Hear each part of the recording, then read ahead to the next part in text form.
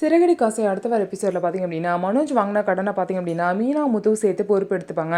நாங்கள் வந்து அந்த பணத்தை கட்டுறோம் அப்படின்னு சொல்லிட்டு, வீடு எதுவும் பண்ணிடாதீங்கன்னு சொல்லிட்டு மீனாவும் முத்துவும் அந்த பொறுப்பை வந்து ஏற்றுக்குவாங்க. இதனால் பார்த்திங்க அப்படின்னா, ரொம்பவே கடுமையாக உழைச்சி எப்படியாவது நம்ம இந்த கடனை கட்டணும் அப்படிங்கிறாங்க.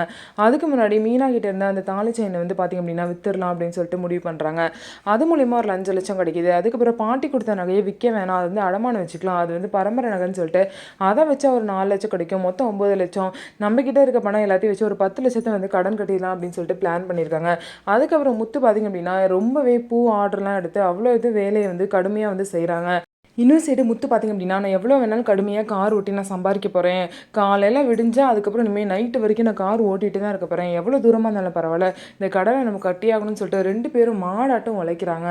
இவங்க 2 பேரும் பார்த்திங்க அப்படின்னா அந்த வீட்டுக்கு எதுவும் ஆயிடக்கூடாது, அவங்களோட அப்பாவுக்கு அசிங்கம் வந்துடக்கூடாது அப்படிங்கிற ஒரே எண்ணத்துக்காக பார்த்திங்கன்னா இவ்வளோ வந்து உழைக்கிறாங்க.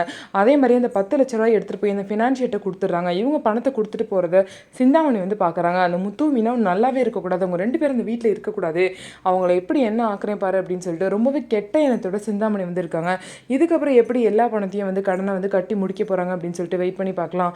நம்ம வீடியோ உங்களுக்கு பிடிச்சிருந்தா நம்ம வீடியோவை லைக் பண்ணிவிட்டு பாருங்கள்.